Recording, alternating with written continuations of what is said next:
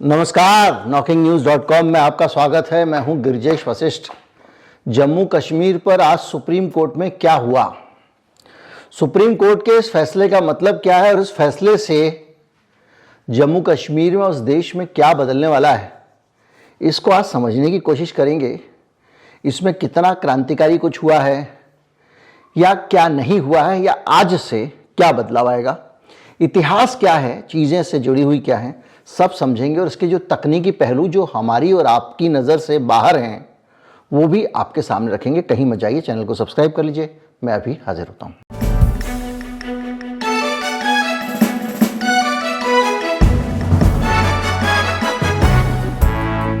जम्मू कश्मीर के अंदर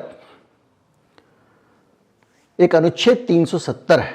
धारा कहना ठीक नहीं है, अनुच्छेद ज़्यादा अच्छा शब्द है। संविधान में अनुच्छेद होते हैं, धाराएं नहीं होती हैं। तो जो अनुच्छेद था उसके 3 उपखंड थे, जिनमें से 2 उपखंडों को अनुच्छेद 370(1), 370(2) और 370(3), तो 370 के जो 3 अनुच्छेद थे उनमें से 370(2) और 370(3) को केंद्र सरकार ने राष्ट्रपति के आदेश से हटा दिया था। और उसके बाद से यह बहस चल रही थी कि क्या यह करने का अधिकार केंद्र सरकार, 370 नहीं हटाए, उसके 3 अनुच्छेद थे जिसमें से 2 हटा दिए गए। जो स्टेटस था 370 का वो वैसा का वैसा है। अभी इसको आप तकनीकी चीज को समझेंगे। तो जब यह हुआ तो उसके बाद विवाद हुआ, बहुत सारी चीजें हुई, जिनमें से कुछ चीजें ऐसी थी जिनको लेकर अदालत के हस्तक्षेप की आवश्यकता थी। पहले आज के फैसले को समझ लें। देखिए, किसी भी देश का सर्वोच्च न्यायालय, उस देश का सर्वोच्च न्यायालय है, वो सरकार को लेकर या देश के कानून को लेकर कभी भी अलग राय नहीं रख सकता। और जहां तक मुझे याद आ रहा है कि जस्टिस अहमदी या जस्टिस PN भगवती का एक बयान था जिसमें वो कह रहे थे कि सुप्रीम कोर्ट को अपना जो डायरेक्शन होता है सुप्रीम कोर्ट का, वो देश की नीतियों के हिसाब से रखना पड़ता है। देश जिस दिशा में जा रहा है, देश की सोचने की, काम करने की जो फिलॉसफी है, उसी के आधार पर सुप्रीम कोर्ट को काम करना चाहिए। हालांकि वो संविधान का कस्टोडियन है, संविधान में जो चीजें लिखी हुई हैं उन चीजों का पालन करना सुप्रीम कोर्ट की जिम्मेदारी है। लेकिन उसके बावजूद इस देश में संविधान वही है 75 साल से। इस देश में पहले सुप्रीम कोर्ट का फैसला आता था कि मजदूरों के मौलिक अधिकार उनके अधिकार हैं और हड़ताल करने का मजदूरों को अधिकार है, यूनियन बनाने का अधिकार है, वगैरह वगैरह। फिर इस देश में पूंजीवादी व्यवस्था आ गई, देश का निजाम बदल गया, तो उसी सुप्रीम कोर्ट से टिप्पणी आई कि हड़ताल करना गैरकानूनी है। ये हमने देखा है और ऐसे कई मामलों पे हम एक कंट्रास्ट देख चुके हैं। तो ये बातें मैं इसलिए कह रहा हूं कि जो हमारे देश में सुप्रीम कोर्ट के फैसले आते हैं उन फैसलों से आप ये अपेक्षा ना करें कि वो UN का फैसला है या मीडिया का। मीडिया जो है वो उसका वो एक इंडिपेंडेंट व्यू रखता है, वो उसको देशों से और सारी बाउंड्री से ऊपर उसकी सोच होती है। लेकिन अब ऐसा दुर्भाग्य से नहीं होता है। यूके का मीडिया यूके का ढोल बजा रहा होता है, अमेरिकी मीडिया अमेरिका का ढोल बजा रहा होता है, यहाँ तक कि अफवाहें भी फैला रहा होता है। जिस BBC की बहुत इज्जत थी हम सबकी नज़र में, उसको भी अलग अलग प्रोपेगेंडा चलाते हुए हमने देखा है। तो यह होता है कि सुप्रीम कोर्ट की राय वही होती है जो सरकार की होती है। इस देश की जो नीति है सुप्रीम कोर्ट उससे बाहर जाके फैसले नहीं देता है। तो ये 3 में से जो 2 प्रोविजन हटाए गए थे 370 के, उन 370 के जो 2 प्रोविजन थे उन प्रोविजन को हटाने का केंद्र सरकार का जो फैसला था, जो ऑलरेडी हट चुका है, वो फैसला जायज है और एक धारा 35A इनके हटने से अपने आप खत्म हो गई। तो ये आज सुप्रीम कोर्ट ने कहा कि इस सरकार ने जो फैसला किया था वो फैसला सही था। अब ये जो फैसला हुआ था वो क्या हुआ था, कब हुआ था, कैसे हुआ था, इसको समझना जरूरी है। जब भारत आजाद हुआ तो इससे 3 देश निकले, 4 कुल देश थे। आप कहेंगे 4 देश, हाँ 4 देश थे, बल्कि 3 देश थे, चौथा बाद में बना। 3 देश थे, एक था पाकिस्तान, एक भारत और एक था कश्मीर। क्योंकि कश्मीर के राजा हरि सिंह ने किसी भी न पाकिस्तान में न भारत में विलय करने से इनकार कर दिया था। और वो एक छोटा राज्य था, तो उसको लगता था मैं पाकिस्तान से मिलकर रहूंगा तो भारत मेरे ऊपर चढ़ नहीं पाएगा, तो उन्होंने काफ़ी हद तक पाकिस्तान से रिश्ते अच्छे रखने की कोशिश की। उनको धोखा मिला। धोखे के बाद जब धीरे धीरे वहाँ से पाकिस्तानी की सेना रूप बदल कर अपने आप को आदिवासी या कबायली जो आप कहें वो बन के कश्मीर के अलग अलग जगहों पे हमले करती चली गई और उसके प्रशासनिक उसको हाथ में लेती चली गई, तो राजा हरि सिंह घबराए और घबरा कर उन्होंने फिर नेहरू जी से मदद मांगी। और नेहरू जी ने जब मदद की तो उस पूरे मदद करने के पीछे भी एक प्रोविज़न था, उस वक्त जो प्रावधान था व्यवस्था का, अंग्रेज़ों ने जिन शर्तों के साथ देश को आज़ाद किया था कि आप किसी पे कब्ज़ा नहीं कर सकते, तो वो खुद विलय करेंगे। तो राजा हरि सिंह को भारत में विलय करने का प्रस्ताव आया, तो एक समझौता हुआ राजा हरि सिंह के साथ में, जिन कंडीशंस पे ये विलय हुआ। आप विलय ऐसे राजा हरि सिंह के उस पर पूरा कब्जा करने की स्थिति में नहीं थे, ऐसा कुछ विद्वानों का मानना है। मेरी इस पर बहुत डीप जानकारी नहीं है। तो क्या है कि वहां पे जब आप कश्मीर को ऐसे उठा के अपने हड़प नहीं सकते थे, तो क्या करें? भारत ने कहा कि हम आपके उसकी रक्षा करेंगे कश्मीर की, और इस शर्त पे कश्मीर जो है वो भारत के साथ में एक कंडीशनल विलय करेगा। कंडीशनल विलय क्या होगा कि भारत का हिस्सा होगा लेकिन वो अपना राजा भी रहेंगे, उनका राज रहेगा लेकिन भारत के अंदर, और पूरी तरह से वो हमारे साथ विलय नहीं होगा। भारत रक्षा, संचार और विदेशी मामलों को भारत की सरकार डील करेगी कश्मीर के, बाकी अधिकार उनके होंगे। प्रशासनिक व्यवस्था है, शिक्षा है, लॉ एंड ऑर्डर है, बहुत सारी चीज़ें। पूरे देश का जो एक फेडरल स्ट्रक्चर बना था, ये अलग अलग राज्यों के विलय से बना था, तो उसमें जो नियम था वो सारा एक जैसा था। लेकिन चूंकि एक दूसरा देश आपके साथ मिला था, अब देश कहने पे कुछ लोगों को तकनीकी आपत्ति हो सकती है, लेकिन वो आज़ाद था, तो जब वो हमारे साथ मिला तो हमने कहा भैया रक्षा, संचार, विदेश हमारे अंडर में रहेगा, तुम भी हमारे अंडर में रहोगे, लेकिन चूंकि तुम बाहर से आ रहे हो, तो उसने कहा कि भाई नहीं, हमारा संविधान अलग होना चाहिए, क्योंकि राजा हरि सिंह चाहते थे कि उनको घोड़ों से सलामी दी जाए, तोपों से सलामी दी जाए, वगैरह वगैरह। तो उनको जो है वो ये कहा गया कि आपका एक अलग संविधान होगा जो भारत के संविधान के अधीन होगा। और डॉक्टर अंबेडकर जो है वो चाहते थे कि पूरे देश का एक ही संविधान हो। लेकिन जब ये समझौता हुआ तो इस समझौते को लागू करने के लिए ऐसा तो नहीं नेहरू कह के आ जाएंगे और कल से होने लग जाएगा, उसको भारत का जो संविधान है उसमें कुछ संशोधन करना पड़ेगा ताकि इन चीज़ों की मर्यादा रखी जा सके जो हमने समझौता किया है, जो वादा किया है। तो वो समझौते की मर्यादा रखते हुए संविधान में एक संशोधन किया गया और एक अनुच्छेद जोड़ा गया, एक आर्टिकल जोड़ा गया, जिसको आर्टिकल 370 कहते हैं। इसको जोड़ने के साथ एक और शर्त थी कि एक संविधान सभा बनी थी कश्मीर में।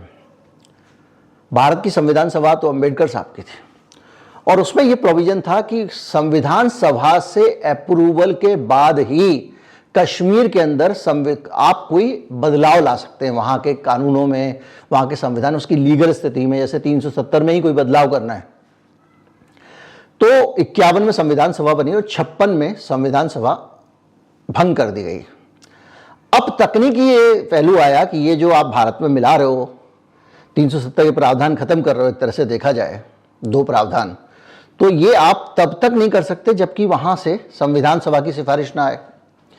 तो अदालत में वकीलों ने कहा कि साहब संविधान सभा नहीं है तो कोई बात नहीं, वहाँ की विधानसभा ही अपनी राय दे दे, तो हम मान लेते कि वहाँ की विधानसभा ने अप्रूव कर दिया और अब हम यहाँ से लागू कर रहे हैं। तो इन्होंने क्या किया, वहाँ की विधानसभा को भी भंग कर दिया था और वहाँ बना दिए थे 3 केंद्र शासित प्रदेश और फौज, मिलिट्री सब लगा दी थी। तो उसमें ये एक आरोप लगा कि भैया अब क्या करें, तो केंद्र शासित प्रदेश है तो जो केंद्र का जो वहाँ एलजी था या गवर्नर था उसकी सिफारिश आ गई, और उस एलजी की सिफारिश के आधार पर केंद्र सरकार ने 370 के 2 प्रोविजन हटा दिए। टेक्निकल पहलू यह था कि जो लेफ्टिनेंट गवर्नर था वो तो केंद्र सरकार का ही आदमी था, तो केंद्र सरकार ने अपने हित में कानूनों को बदलने के लिए अपने ही आदमी से रिकमेंडेशन करा ली और उसको राष्ट्रपति ने अप्रूव कर दिया। तो ये गलत है या सही है? तो मैंने आपको बताया कि सुप्रीम कोर्ट राष्ट्रीय नीति और राष्ट्रीय हितों के खिलाफ तो जाएगा नहीं, तो सुप्रीम कोर्ट ने कह दिया कि वो सही था। तो ये एक सीन बनता है। अब इस सीन में आप समझ गए होंगे कि ये पूरा विवाद क्या था जिस पे आज सुप्रीम कोर्ट का फैसला आया है। तो अब क्या हो गया कि वो बन तो गया था 370, लेकिन भारत को पता था कि ये अपने एक टेम्परेरी बना दिया है राजा से एग्रीमेंट करके, और राजा भी पूरी तरह से इस मूड में आ गया था कि ठीक है, अब तो मैं, मतलब राजा हरि सिंह वहाँ रहते भी नहीं थे और अपने बम्बई रहने चले गए थे। और राजा कर्ण सिंह ये टीनेजर छोटे से उनके बेटे थे और वो कश्मीर के राजकाज में इंटरेस्ट खो चुके थे। वो भारत सरकार चलाती थी, नेहरू जी ने शेख अब्दुल्ला के ज़रिए और ज़्यादा कंट्रोल अपना बढ़ा लिया था कश्मीर पे। और तब से ही ये 370 को ख़त्म करने का कार्यक्रम चल रहा है। तो जो पहला प्रोविज़न है, जिस प्रोविज़न के हिसाब से, उस प्रोविज़न को ख़त्म करके तो ये 370 को कमज़ोर भी नहीं कर सकते थे, क्योंकि उसी प्रोविज़न के तहत तो एलजी साहब से वहाँ के कश्मीर के केंद्र सरकार को रिकमेंडेशन भिजवाई गई। क्योंकि आप ये आज भी मानते हो कि जो वहाँ से रिकमेंडेशन आएगी उसके हिसाब से ही काम होगा। उसमें बहुत सारे ज़मीन के मामले हैं, आर्थिक इमरजेंसी भारत की नहीं की जा सकती, ज़मीन खरीदी नहीं जा सकती, इस तरह के जो नियम थे हटा दिए गए 370 से। लेकिन 370 अभी भी है। खैर, जो बदलाव लाए नेहरू जी, वो बताता हूं किस किस तरह के संशोधन 370 में अभी तक किए गए। कुछ लोगों को लगता है 370 हटाने का काम मतलब एक क्रांतिकारी काम था। कांग्रेस अड़ी हुई थी लठ लेके और मुस्लिम तुष्टीकरण कर रही थी कि 370 हटना नहीं है, और ये भाई साहब यहां से लगे हुए थे और आखिर में इनकी सरकार आ गई तो इन्होंने उसको उखाड़ के फेंक दिया। अब जो मरा है, ये समझिए कि जब बिल्कुल प्राण निकल गए, वेंटिलेटर पे था 370, तब उसको अंत में इन्होंने इंजेक्शन दिया है। 1954 में चुंगी, आबकारी, नागरिक उड्डयन और डाकतार के जो कानून थे वो जम्मू कश्मीर में लागू किए गए। आप देखिएगा कैसे कमजोर किया जा रहा है। 1958 में आईएएस आईपीएस अधिकारियों की नियुक्तियां जम्मू कश्मीर में होने लगी, उससे पहले नहीं होती थी। और देश का जो सीएजी है, कंट्रोलर ऑफ ऑडिटर जनरल, जो पूरे देश का हिसाब किताब रखता है, उसके काबू में भी ले लिया गया जम्मू कश्मीर को। 59 में भारतीय का जो जनगणना का कानून है, जो देश की, भारत की पूरे की जनगणना होती है, वो कश्मीर में होनी शुरू हो गई। 60 में सर्वोच्च न्यायालय ने, सुप्रीम कोर्ट ने जम्मू कश्मीर हाई कोर्ट के जो फैसलों के खिलाफ अगर कोई रिट आती थी उसको स्वीकार करना शुरू कर दिया। आप बताइए, आज सुप्रीम कोर्ट जो फैसला दे रहा है, ये फैसला वो दे ही नहीं सकता था अगर पहले संशोधन नहीं किए हुए होते, पहले 356 को और 370 को कमजोर नहीं बनाया गया होता तो। और सुप्रीम कोर्ट ने उस पूरे मामले 60 से सुप्रीम कोर्ट ने कश्मीर को अपने अंडर में ले लिया, कश्मीर हाई कोर्ट के मामले की आप अपील सुप्रीम कोर्ट में कर सकते थे। 64 में 356 और 357 के प्रावधान इस राज्य पर लागू कर दिए गए। 356 357 क्या है? 356 357 ये है कि अगर वहां की सरकार ठीक से काम नहीं कर रही है, लॉ एंड ऑर्डर की सिचुएशन है वगैरह वगैरह, तो आप राष्ट्रपति शासन लगा सकते हैं, दिल्ली लगा सकती है। 64 में ये प्रावधान भी आ गया। देखिए, धीरे धीरे कश्मीर हमारे साथ में आ रहा है। 65 में श्रमिक कल्याण, लेबर वेलफेयर, श्रमिक संगठन, सामाजिक सुरक्षा, सोशल सिक्योरिटी, सामाजिक बीमा, जो, और इसके साथ साथ केंद्रीय कानून भी राज्य पर लागू होने लग गए। 65 में ये बदलाव देख रहे हैं आप, एक एक करके बदलाव आ रहे हैं।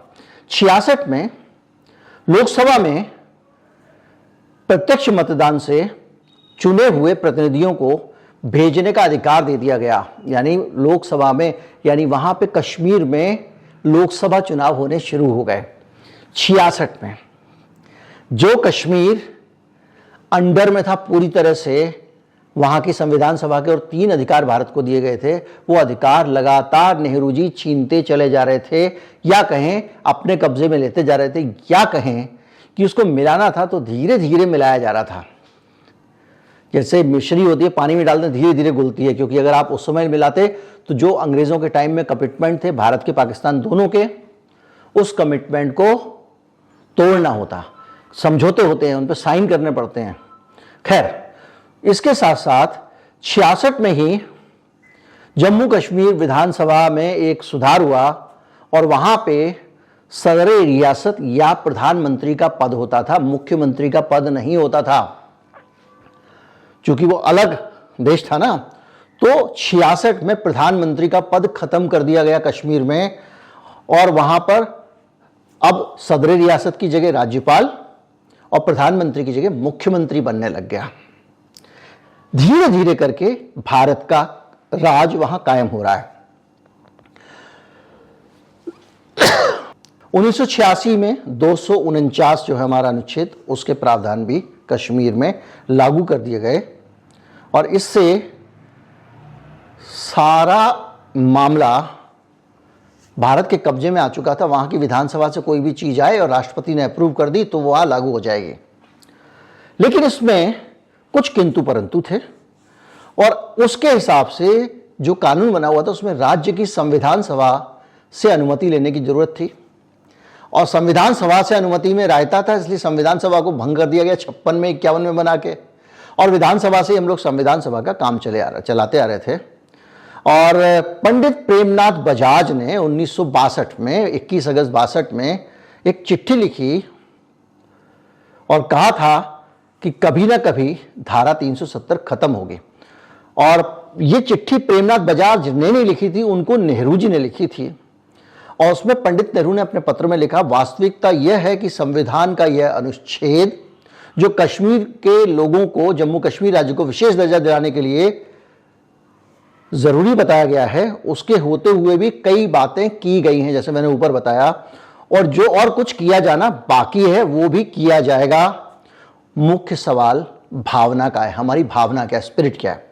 और दूसरी वह कोई बात नहीं है, कभी कभी भावना ही बड़ी महत्वपूर्ण सिद्ध हो जाती है। उसी भावना को आगे अभी इस सरकार ने आगे बढ़ाया था।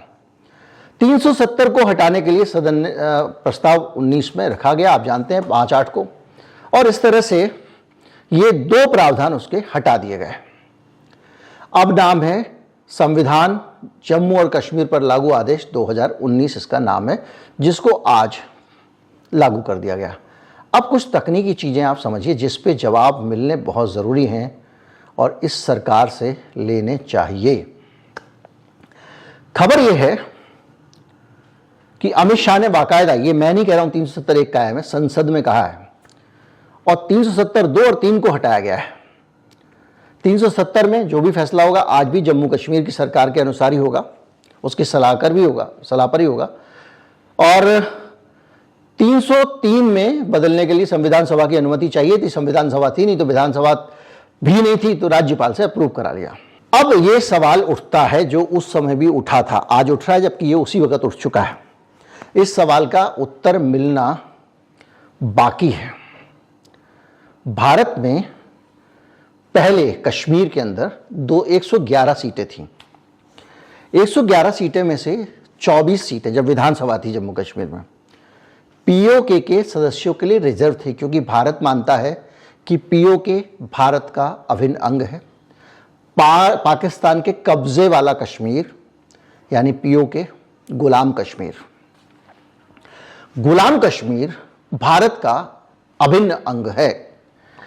ये बात हम मानते हैं और इस ऑब्लिगेशन के तहत या इस धारणा या भावना के तहत हमने 111 में से 24 सीटें पीओके के लिए रखी हुई थी वहां पे, कि भले ही पीओके में आज चुनाव नहीं हो रहा है लेकिन पीओके हमारा है तो ये सीटें खाली हैं, एक दिन इस विधानसभा में पीओके के लोग आके बैठेंगे।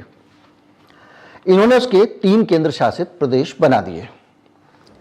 अब 3 केंद्र शासित प्रदेश बनाने के बाद क्या हमने पीओके पाकिस्तान के लिए छोड़ दिया है? और यह सवाल इसलिए है कि जब हमारी विधानसभा में पीओके के लिए 24 सीटों का प्रावधान था और अब आपने वो विधानसभा खत्म करके वहां पर अगर केंद्र शासित प्रदेश बना दिया है तो वो 24 सीटें किस केंद्र शासित प्रदेश का हिस्सा हैं, यह सरकार स्पष्ट क्यों नहीं कर रही है? कुछ लोगों का मानना यह भी है कि केंद्र सरकार किसी तरह से इस मामले को जहां पर पीओके है उसी को सीमा मानकर धीरे धीरे खत्म करने की ओर बढ़ रही है। पब्लिक जेस्चरिंग अलग होती है, अंदर अंदर चीजें अलग होती हैं। कैसे? अब आप कहेंगे कोई मजाक आप कह रहे हैं, वो तो देशभक्त सरकार है। बिल्कुल, बांग्लादेश में जो गोड्डा वाला कांड हुआ है जिसमें झारखंड में अडानी साहब को बिजली पावर प्लांट का ठेका दिलाया गया है, उस तब 16 में जो भूमि विवाद को लेकर समझौता हुआ था भारत सरकार का, उस समझौते में हमने बहुत सारी जमीन दी है बांग्लादेश को। तो स्थायी शांति इस सब के नाम पर जमीनों का आदान प्रदान लोग कर लेते हैं। तो क्या इस दिशा में सोचा जा रहा है? भारत में नीतियां दीर्घकालीन होती हैं। आज उस दिशा में काम शुरू होगा, 10 सरकारें बदल जाएंगी अलग अलग पार्टी की, काम होता रहेगा। 370 हटाने का काम कब? 54 में नेहरू जी ने शुरू किया था, अभी मैंने आपको बताया। अभी भी हटी नहीं है। अब सिर्फ एक प्रोविजन बच गया है, 3 बचे थे जिसमें से 2 इन्होंने हटा दिए, 10-12 वो हटा चुके थे, एक अभी भी बच गया है। अब आपके दिमाग में 2 चीज़ें आ रही होंगी जो बहुत जानना जरूरी है। एक तो ये कि पाकिस्तान के जो पीओके है उसके ऊपर भारत सरकार का इंस्टांस क्या है, ये स्पष्ट करनी चाहिए। दूसरी चीज़, भारत में जब कुछ समझौते होते हैं, सरकार समझौते करती है, तो अमेरिका में क्या होता है कि अगर बाइडन आए के समझौता करके जाएंगे तो वहाँ की संसद से पास होगा, वो तभी लागू होगा, चाहे वो आपको विमान बेचने का समझौता करे या कोई भी करे। भारत में ऐसा नहीं है। मोदी जी समझौता करके आ जाएंगे, वो समझौता अमल में आ जाएगा, उसको संसद में लाने की जरूरत नहीं है। तो बहुत सारे समझौतों के बारे में आम जनता को पता नहीं चल पाता है कि बंद कमरे में क्या गोड़ के आए हैं। बड़ी सीधी सी बात है। और ये मोदी जी पे लागू नहीं है, हर नेता पे लागू है। कहाँ क्या हो गया, किस आधार पर क्या कर लिया, वो बाद में थोड़ा थोड़ा करके पता लगता रहता है, या तो उस देश से पता लग जाता है क्या, लेकिन सरकार बताए ऐसा आवश्यक नहीं है। तो इसीलिए जो समझौते हमारे हुए थे पहले वो लागू रहे वगैरह वगैरह। अब आप कहेंगे कि अगर ये ऐसा था कि भाई देश के कब्जे में, भाई देश को कश्मीर पे कब्जा, आपको दुनिया भर में अमेरिका कब्जे कर रहा है, रूस कर रहा है, ये कर रहा है, तो भारत अगर कश्मीर पे कब्जा कर ले तो कौन सी बुराई है? तो उसमें सुप्रीम कोर्ट ऊपरी कोर्ट मुकदमे जाने की जरूरत क्या थी? इसका जवाब कपिल सिब्बल ने दिया है। कुछ मुकदमे हारने के लिए लड़े जाते हैं, कुछ लड़ाइयाँ हारने के लिए लड़ी जाती हैं। आज सुप्रीम कोर्ट का फैसला आने से पहले ही उन्होंने ट्वीट कर दिया, यानी वो जानते थे। तो फिर क्यों लड़ रहे हो? इसलिए लड़ रहे हैं कि इस देश में रहने वाले जो लोग हैं, बार बार सुन लीजिए, उनको ये एहसास होना चाहिए कि इस देश का जो कानून है और इस देश का जो सिस्टम है उसमें सबके लिए न्याय है।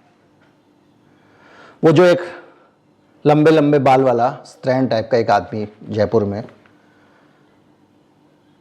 मांस की दुकान बंद कराऊंगा, मांस की दुकान बंद कराऊंगा, उसके बाद उसको माफ़ी मांगने को कहा गया ना, तभी तो उसने माफ़ी मांगी ना।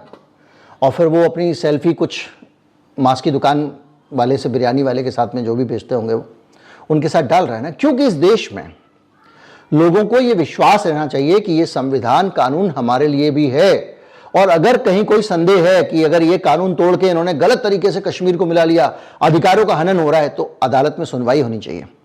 सभी पक्ष अपनी बात रखें, उसके बाद फैसला है। लेकिन ये तय मान के करिए कि जो राष्ट्रीय नीति होती है, सुप्रीम कोर्ट के फैसले से अलग नहीं होते हैं। तो जो बहुत सारे लोग, आप चंद्रचूड़ साहब को बुरा भला कह रहे हैं, कोई कह रहा है बिक गया, कोई कह रहा है राज्यसभा की सीट इनकी भी पक्की हो गई, पता नहीं क्या क्या, उनको ये समझना चाहिए कि अगर चुन के आपने सरकार बनाई है तो उस देश उसी सरकार के हिसाब से चलेगा।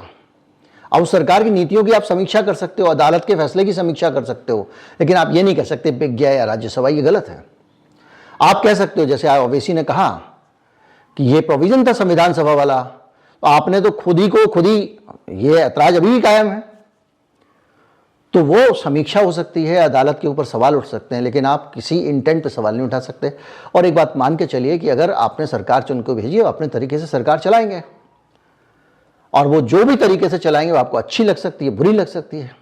और आपको बुरी लगे तो आप खुल के बोलिए, सड़क पे आइए, जनता के बीच में एक्सप्रेस करिए, सोशल मीडिया के जरिए, मीडिया के जरिए, जितना जहां आपको सरकार अपनी तरफ से चाहेगी कि ना आपकी आवाज़ जाए, उसको उठाइए, उस पर विमर्श होगा। और सरकार को लगेगा कि जन दबाव बन रहा है, जनता की भावना इसके खिलाफ हैं, तो उसको माइल्ड कर देगी। सीए के मामले में देखिए सरकार ने माइल्ड कर दिया, किसान कानून के मामले में माइल्ड कर दिया। लोकतंत्र ऐसे ही चलता है।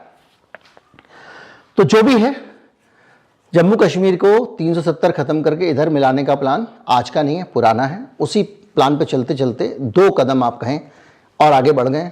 उन 2 कदमों को अपनाने का जो तरीका इन्होंने निकाला था, उस तरीके को सुप्रीम कोर्ट ने सही बता दिया है।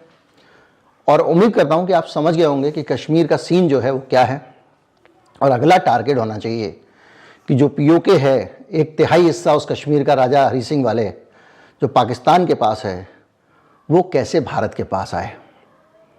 अब उस दिशा में काम करने की ज़रूरत है। और फिर वही बात, किसी एक नेता, किसी एक सरकार, किसी एक पार्टी से नहीं होता। आज अगर ये स्थिति आई है तो लंबे समय से चल रही नीतियों से आई है, 50-60 साल, 70 साल से चल रही नीतियों से। और आने वाले समय में भी ये चीज़ें भी धीरे धीरे होंगी, क्योंकि वो होना चाहिए। कश्मीर अगर आज़ाद नहीं हो सका तो कश्मीर राजा हरि सिंह ने हमसे कहा ना आके कि भाई हमारी रक्षा करो। एक हद तक हमने रक्षा भी की, 60% कश्मीर बचा लिया।